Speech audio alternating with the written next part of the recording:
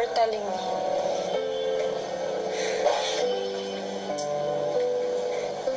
Mike?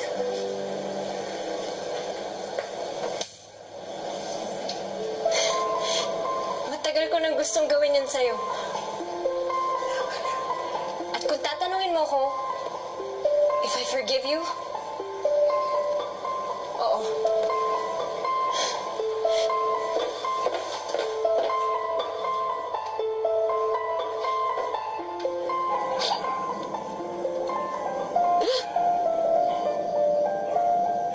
Siguro, tama si Ma'am Carla.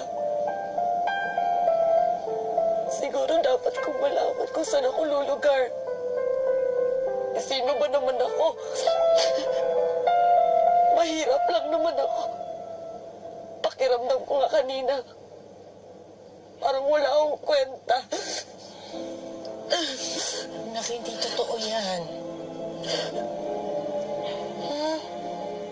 Alam mo, masakit sa akin marinig na pinapaniwalaan mo lahat yan. Bata ka pa. Inako mo na lahat ng responsibilidad na iniwan ang tatay mo, ng tatay ni baby. Halos pasanin mo na kami. Yun, anak, hindi yun gawain ng isang walang kwentang tao. Hindi ka nga mayaman. Pero mabuti kang anak. Kapatid. Napakabuti mong tao. At alam mo, anak, sa buhay, ang kabutihan ang tunay na yaman. At yun ang nakita ni Aaron sa'yo. Pero, Nay, nasaktan ko siya. Nawala na rin siya. Sa isang iglap. Ang daming nawala. Ganyan talaga, anak. Kahit nga sa mga teleserye, di ba maraming twist? Huh? Maraming sorpresa ang hatid ng buhay. Pero kaya nga nang lagi mong ginagawa, babangon ka.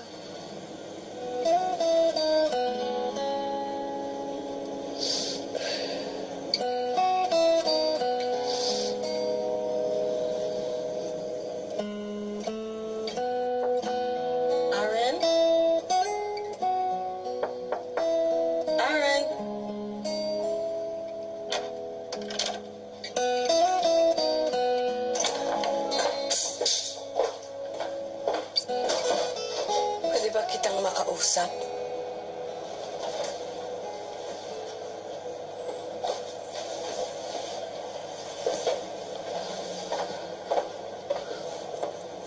Kung ayaw mo na, you don't have to continue the training. Di, ate. Kaya ko. Ikai taught me that no matter how big my problems are, they can't affect what I do here. It's weird, because in such a short span of time, she taught me the value of work, family, love, even of myself. She even insisted that you love me. Aaron, mahal ka namin. Kami nila Mommy at Daddy. You don't have to say that to appease me.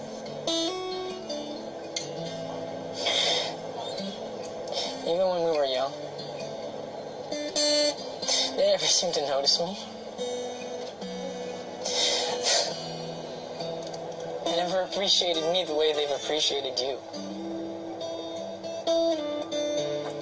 For them, ikaw lang ang magaling. And I'm just a failure and a disappointment. That's why I'm here, right? That's why I'm housekeeping, right? Aaron, I'm so sorry. And I'm sorry I'm so tough on you. Pero ito lang ang paraan na nakikita ko para talagang matuto ka. Para makita nila Mommy at ni Daddy na magaling ka. Dahil nasasaktan din ako tuwing binabaliwala ka nila. Dahil ako ang ate mo at mahal kita.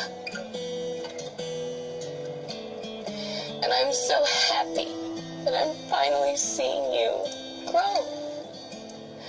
At kung hindi pa rin yun makikita nila Mommy at ni Daddy, nandito naman ako.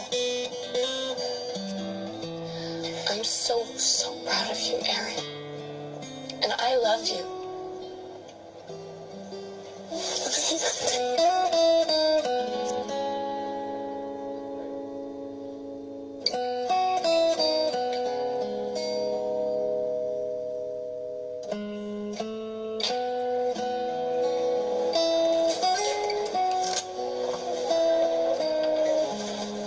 It was nice meeting you.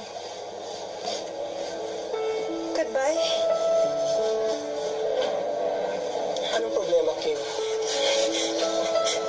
Kim! Kim! At ayan na nga ang advice nitong si Nico kay Elise in his own words, ha? Pero eto pa ang isang pagsubok. Paano nga kaya kung madelay ng 30 seconds ang kaiksena ni Cora, Tanner at Edward? Paano sila mag-iimbento ng dialogue on the spot at mananatili pa rin ang kanilang mga character? Stay with us dahil malalaman niyo ang lahat na yan sa pagbabalik ng Pinoy Big Brother Lucky Season 7.